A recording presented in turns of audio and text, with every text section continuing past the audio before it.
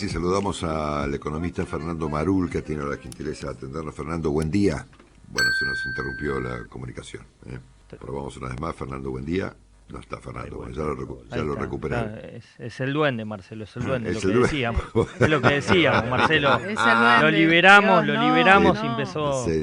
Tenés razón, Sí. Nachito. Bueno, Tendríamos que mientras haber reaparece, hecho un tratamiento, algo con ese duende, mientras ¿no? reaparece Fernando Marul. Ahí está, Ay, mirá, ahí ahí está. está. Es el duende. Ahí está, Marcelo, te das cuenta. Tenemos un problema, Fernando, en la radio. Buen día.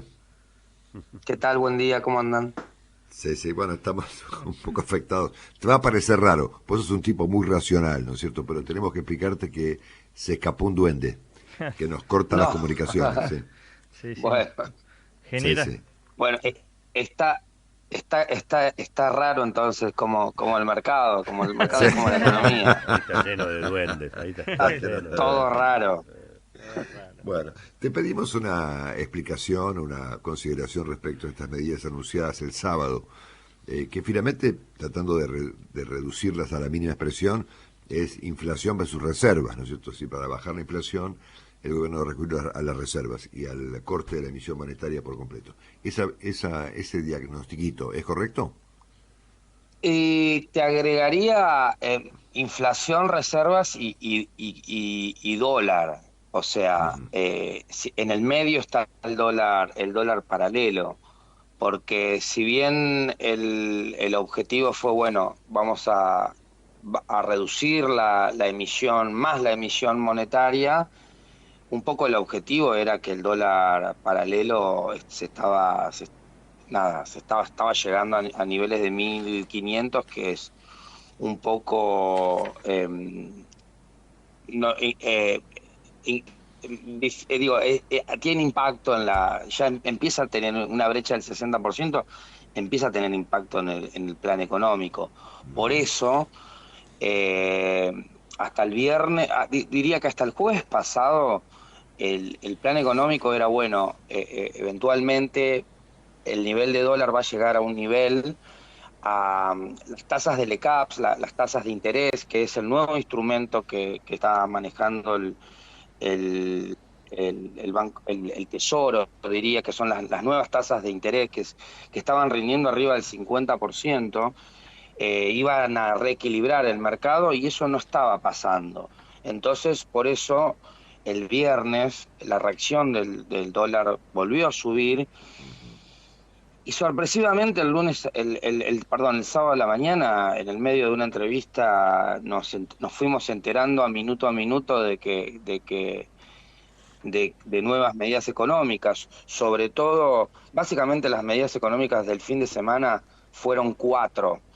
Una que se la comunicó Milei el sábado a la mañana, que fue la de que el miércoles, o sea, mañana, eliminaban los puts, que era un factor de emisión que tenían los bancos, que era, o sea, básicamente es menores pesos en la economía.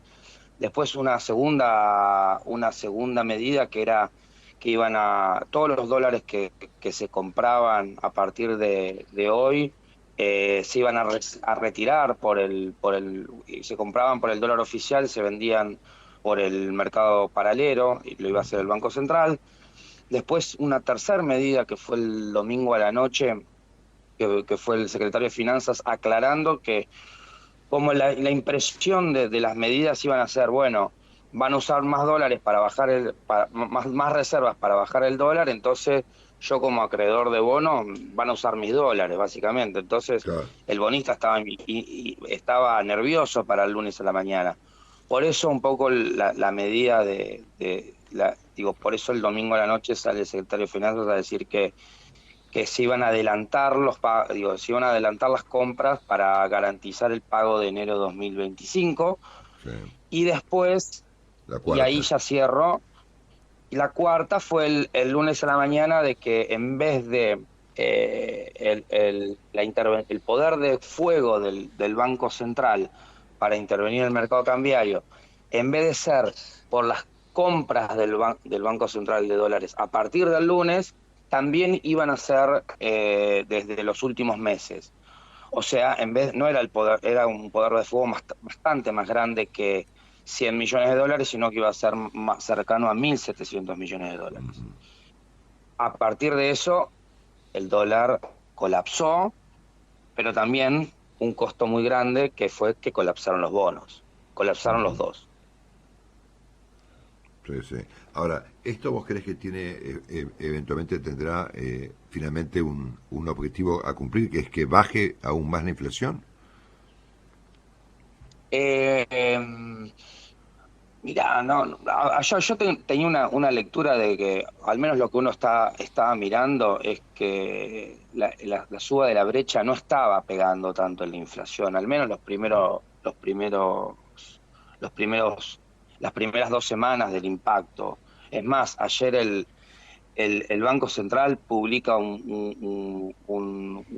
su proyección de inflación de que la inflación en julio va a ser 3,7%, un poco en línea con lo que estamos pensando todo el mercado, que va a estar cerca de 4%, ¿sí? O sea, no es un gran impacto del dólar paralelo. Así que me parece que más el objetivo era un poco bajar el dólar paralelo, porque el dólar, la suba de la brecha, me explico, o sea, el objetivo es más de bajar la brecha que de inflación, ¿sí? Correcto. Ahora, si baja la brecha, lo que uno tiene que leer es, bueno, si esta baja de brecha es transitoria, básicamente dura hasta el lunes que viene, o sea, dura una semana o es permanente, como Bien. siempre en economía. Bueno, ahora Y lo cierto es sí, que, sí, perdón, perdón. no, No, perdón, decime, perdón, decime. perdón. No, tengo una pregunta un poco más rara, digamos, ¿no? Más, si se quiere, más compleja, ¿no? Eh, Siendo que había o que hay un atraso visible, aceptable o no, del tipo de cambio oficial respecto de la evolución de la inflación pasada y futura, eh, aplanar aún más los tipos de cambio libre, ¿no agrava el cuadro de atraso cambiario? Mirá, no es rara, no, está bien la Ah, pregunta.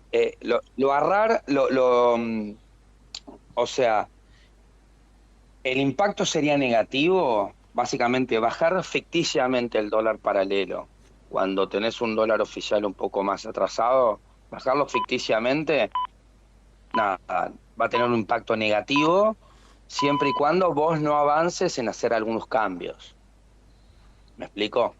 O sea, si vos bajaste en números, si bajaste la brecha cambiaria de 60 a 30 y no hiciste más nada y seguís como igual, es como pasó en el pasado, como hacía, digo, digo, esa baja de la brecha va a ser transitoria, ¿sí?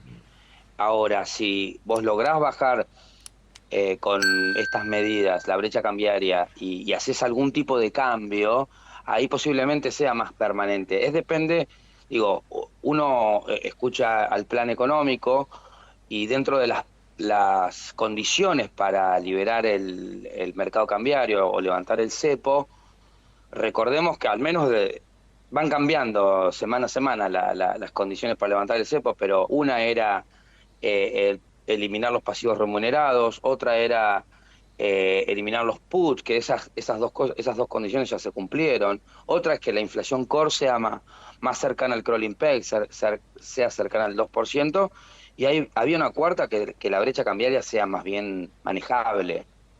No liberar el cepo con 60% de brecha, posiblemente con un nivel de 30 es algo más manejable, ¿sí? O correcto. más ordenado. No sé Eh, eh, si, Fer- si responde la Sí, sí, claro, pregunta. sin duda. ¿Nos esperás, sos tan amable, Fernando, de esperarnos en línea 2 minutos, que tenemos un par de preguntas más Dale, para dale. formularte con Willy? Estamos conversando, gracias Fernando, con Fernando Marul, ya venimos. Estamos conversando con Fernando Marul, a quien agradecemos la espera. Gracias Fernando.